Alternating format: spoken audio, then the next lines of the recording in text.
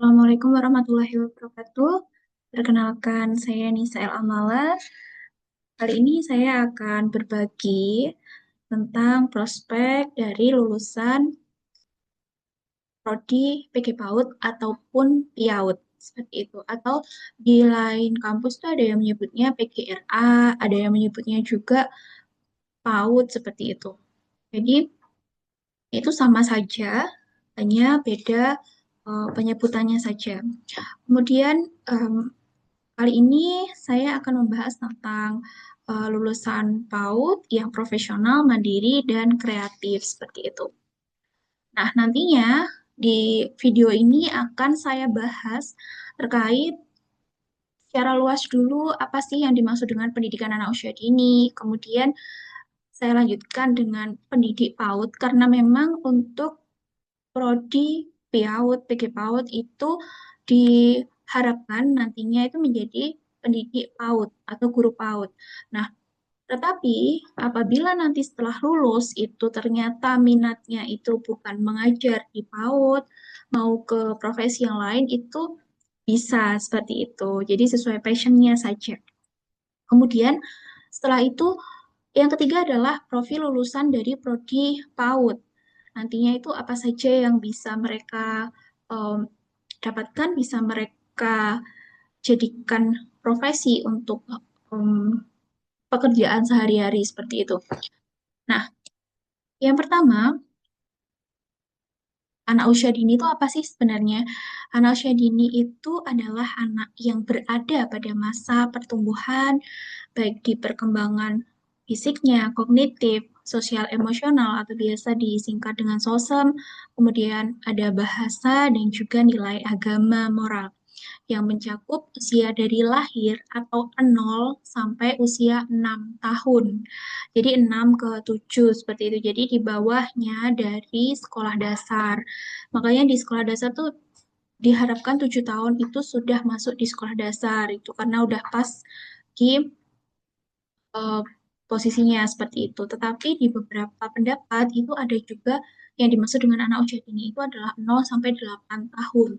Itu juga nggak apa-apa, sehingga nanti di beberapa SD pun itu bisa lulusan dari Prodi, PG PAUD, PIAUD itu mengajar pada kelas 1 dan 2 usia 7 dan 8 tahun.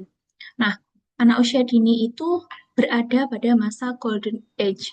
Itu di mana masa keemasan dari suatu suatu perkembangan atau pertumbuhan manusia, di mana di situ harus kita manfaatkan untuk memberikan stimulasi yang banyak, sehingga mereka bisa mendapatkan um, stimulasi pembelajaran yang banyak di usia tersebut, sehingga nantinya mereka siap untuk menghadapi usia-usia selanjutnya. Kemudian itu adalah masa peka, di mana anak itu ketika mereka mendapatkan rangsangan atau stimulasi dari berbagai aspek perkembangan, itu mereka bisa mudah untuk memahami apa yang diajarkan. Kemudian di PAUD itu dibutuhkan stimulasi yang terencana. Ada 5 aspek perkembangan yang saya sebutkan di atas.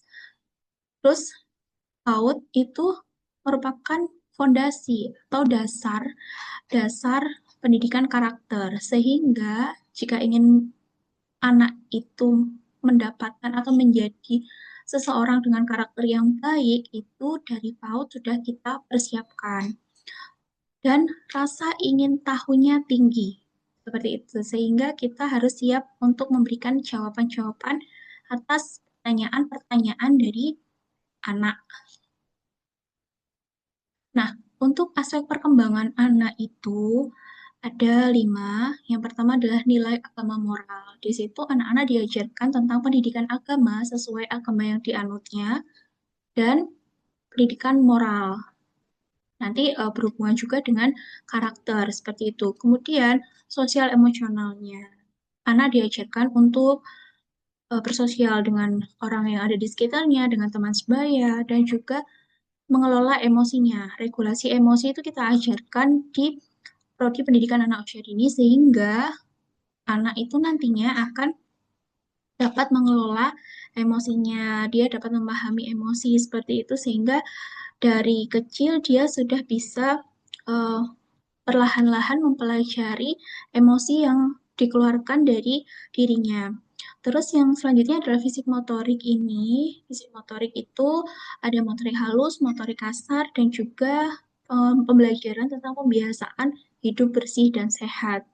Nah, selanjutnya adalah kognitif tentang daya pikir dan juga tentang bahasa. Kita ajarkan bahasa untuk anak dari perlahan, dari dasarnya sampai anak itu bisa mengenal huruf, bisa menyampaikan atau mengekspresikan bahasa, baik itu bahasa lisan, dan juga nanti anak dapat memahami atau menyimak pemberian bahasa dari orang lain.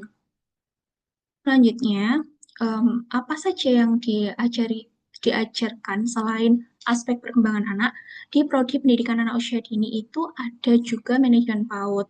Di manajemen PAUD itu diajarkan bagaimana caranya mengelola lingkungan belajar baik indoor maupun outdoor. Terus kemudian kita juga mengajarkan desain setting kelas dengan berbagai model perkembangan, mohon maaf, dari berbagai model pembelajaran.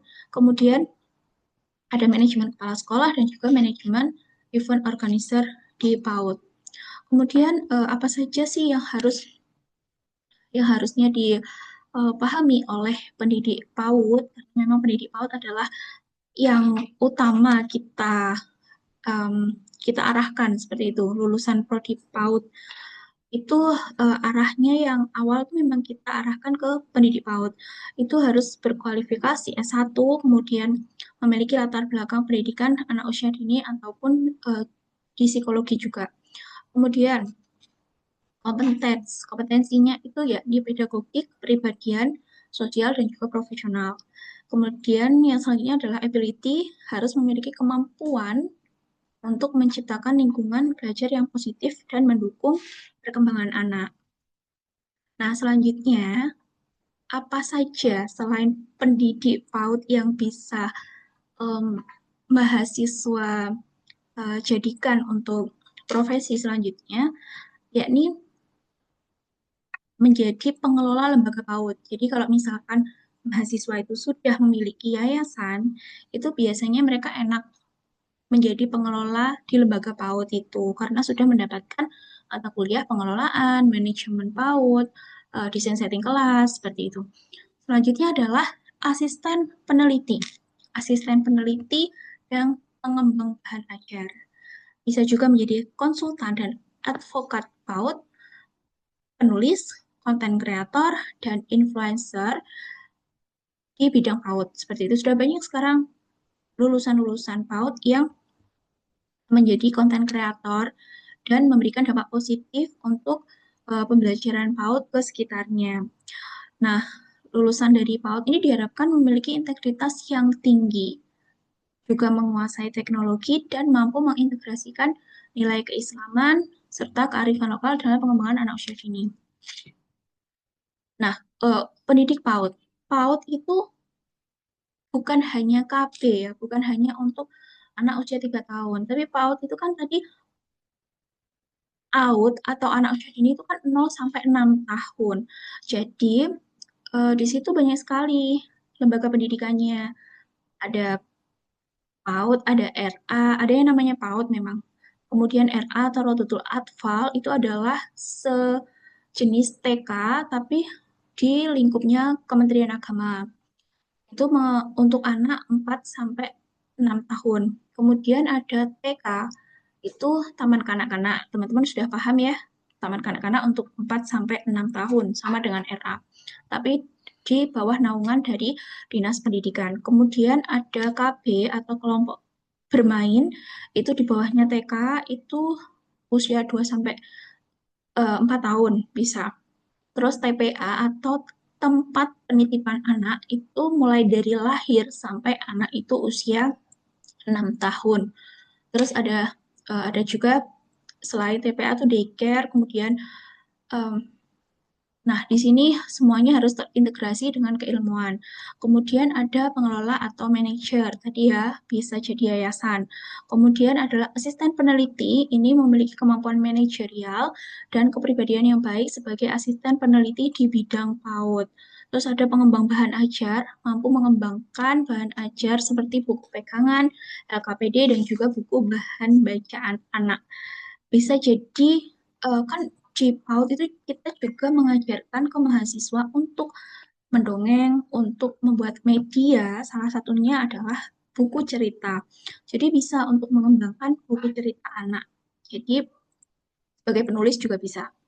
Terus kemudian adalah konten kreator. Konten kreator membuat konten edukatif untuk anak usia dini, baik melalui tulisan maupun dalam bentuk lain. Itu juga banyak sekali ya, contohnya Mas Fafa Afar itu juga konten kreator di bidang PAUD.